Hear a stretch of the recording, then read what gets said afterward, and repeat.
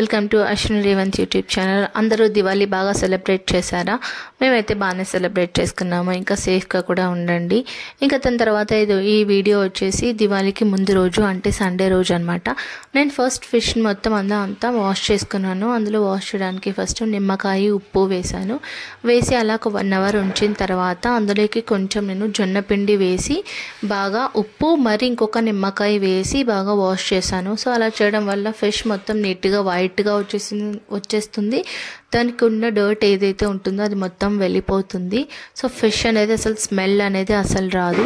అలా కడుక్కున్న తర్వాత నేను దీనికి మసాలా మొత్తం ప్రిపేర్ చేశాను. ఆ మసాలా ఏంటంటే ఫస్ట్ ఉప్పు, కారం, జీలకర్ర పొడి, ఇంకా తర్వాత గరం మసాలా వేయాలి, ధనియాల పొడి వేయాలి, ఇంకా తర్వాత కసూరి మేతి వేసాను. ఇంకా నేను తర్వాత అల్లం వెల్లుల్లి పేస్ట్ వేసాను. అలా అప్పటికప్పటికే కోర్స్గా గ్రైండ్ చేసుకున్నాను నేను.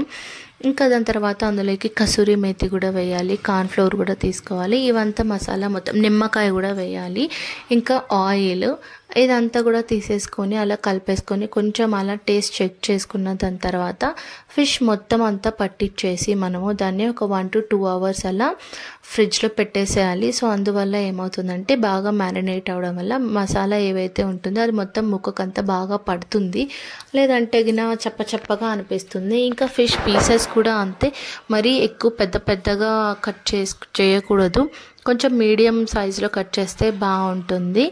ఇంకా దీని తర్వాత ఇది డీప్ ఫ్రై చేయకూడదు. డీప్ ఫ్రై చేస్తే మొత్తం మసాలాస్ అంతా కూడా ఆయిల్లోనే వెళ్ళిపోతాయి. సో అందుకని పాన్ ఫ్రై చేస్తే బాగుంటుంది.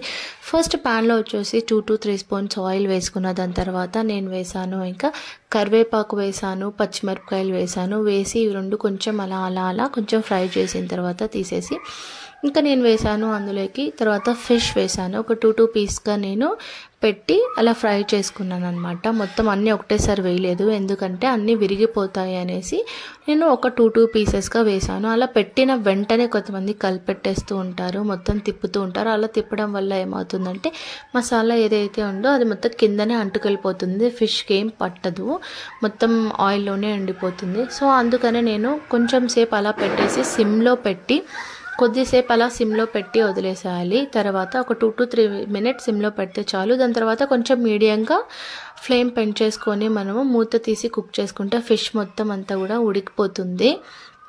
ఇంకా ఫిష్ మొత్తం ఉడికిన తర్వాత మనము దీనికి కాంబినేషన్గా వచ్చేసి ఏదైనా రసం కానీ పప్పుచారు కానీ వాటితోటి చాలా బాగుంటుంది. ఫ్రై కొంచెం క్రిస్పీగా చాలా బాగా వస్తాయి ఫిషెస్ కూడా. ఒకసారి ట్రై చేయండి. మీరు ఎలా ఉందో నా రెసిపీ చెప్పండి. ఇంకా దాని తర్వాత మన ఛానల్లో అందరు చూస్తూ ఉన్నారు కానీ ఎవరే కానీ కొంచెం సబ్స్క్రైబ్ చేయట్లేదు. సబ్స్క్రైబ్ చేయండి, లైక్ చేయండి, షేర్ చేయండి, కమెంట్ చేయండి. ఇంకా దాని తర్వాత నేను చేసిన ఈ ఫిష్ ఫ్రై ఎలా ఉందో మీరు కూడా ఒకసారి ట్రై చేసి చెప్పండి. కమెంట్ బాక్స్లో నాకు కూడా చెప్పండి ఎలా ఉంది అనేసి. ట్రై చేశాక ఒకసారి చూడండి, ఒకసారి ట్రై చేయండి. నా రెసిపీస్ కూడా ఎలా ఉంటున్నాయో చెప్పండి. ఇంకా దాని తర్వాత ఆ రోజు వచ్చేసి మా ఫిష్ ఫ్రై అయితే చాలా బాగా వచ్చింది. ఇంకా బాగా టేస్టీగా ఉన్నింది, క్రిస్పీగా కూడా ఉన్నింది.